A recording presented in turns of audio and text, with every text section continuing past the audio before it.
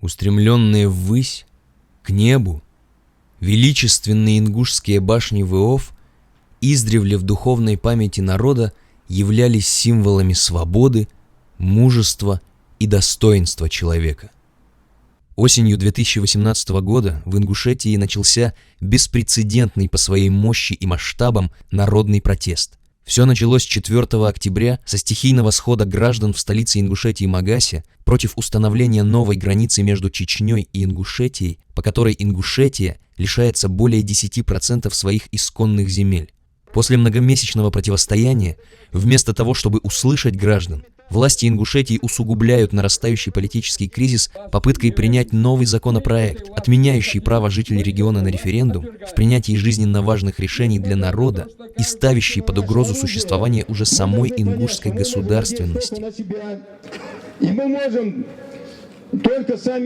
Очередной многотысячный митинг 27 марта 2019 года закончился спровоцированными властями столкновениями с полицией и спецназом, а сотрудники Росгвардии применили силу против демонстрантов. После этого начались массовые обыски, задержания и аресты, которые продолжаются уже год. Сотни активистов подверглись преследованиям. Около 30 человек находятся под арестом, из которых 7 человек обвиняются в создании экстремистского сообщества и участии в нем.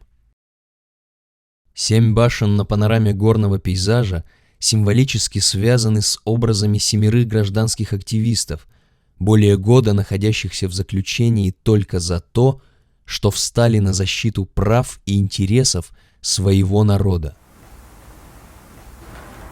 Ингушские горы и на их фоне сторожевые башни, которые реально защищали Ингушетию во время всевозможных набегов кочевников, еще во времена Средневековья. И сейчас они являются символом защиты этой страны, этого места. Больше того, это символ свободы народа Ингушетии. Вот почему они тут представлены на главной центром этой экспозиции. А справа и слева расположены портреты. Выставка «Ингушское дело. Протест достоинства», представленная в Санкт-Петербурге, подробно рассказывает о каждом из них.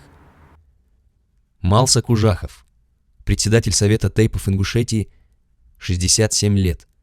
До выхода на пенсию работал фармацевтом.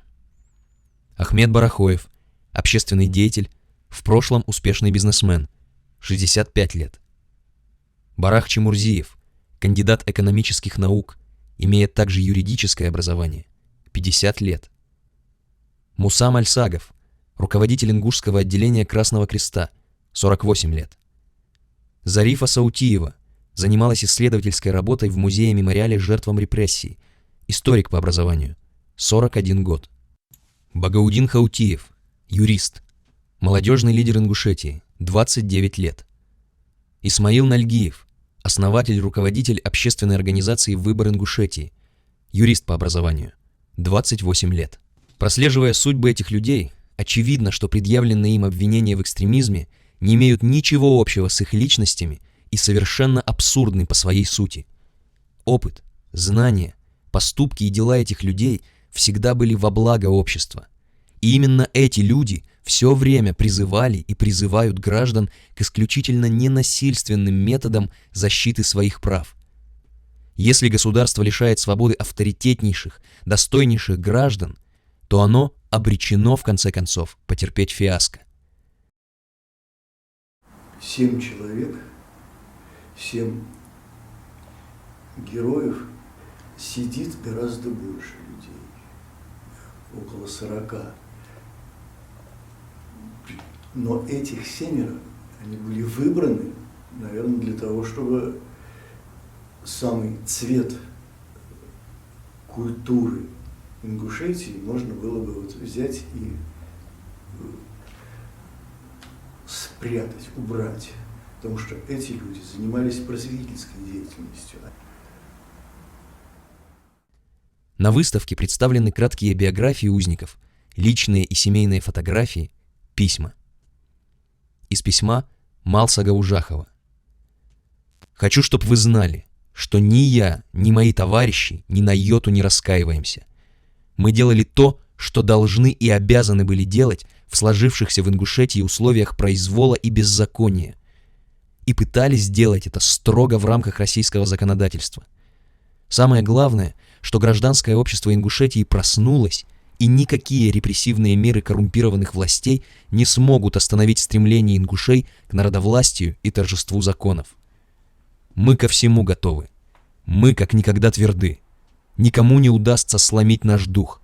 Мы знаем, ради чего и ради кого приносим эти жертвы». Из письма Бараха Чемурзиева. «Мы сделали то, что должны были сделать. Результат есть. За это можно и посидеть. Все пройдет. И это тоже». В экспозиции выставки представлены рисунки детей и внуков политзаключенных, передающих, как тяжело переживаются ими несправедливые обвинения и разлука с родными и близкими. Вообще то, что дети принимают активное участие в судьбе родителей, дедов, это очень важно. То, что они не оторваны от судьбы своего народа и своих родителей.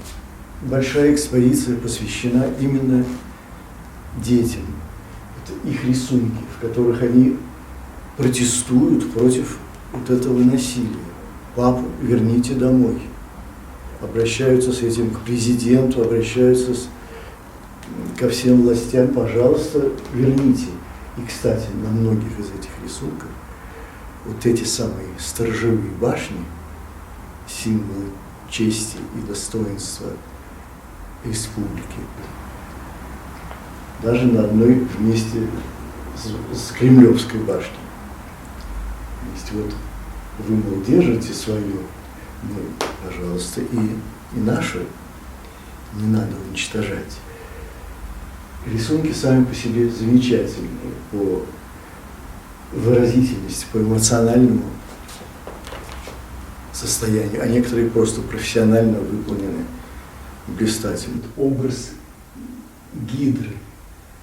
Существо действительно страшное, и то, что ребенок сумел этот ужас передать, говорит, насколько это глубоко в сознании. А то, что внутри нее действительно тюрьма и узилище в этом самом, в ее груди, в животе, и там люди, находящиеся за решеткой и за цепями. Это точный адрес того, что происходит в стране. И вот, пожалуйста, герой стоит с мечом, на котором написано «Правда», и правда должна это победить. Здесь же представлена фотохроника ингушского протеста и поддержки его в других городах России. Тысячи граждан по всему миру требуют освобождения ингушских политзаключенных и других узников совести, не причастных к насильственным действиям. В Петербурге были напечатаны майки с портретами тех вот 7 героев, с которыми петербуржцы уже выходили на протестные акции в поддержку вот этих сидельцев. Эта выставка также должна привлечь внимание к положению всех заключенных, которым грозит смертельная опасность в связи с охватившей мир пандемией коронавируса.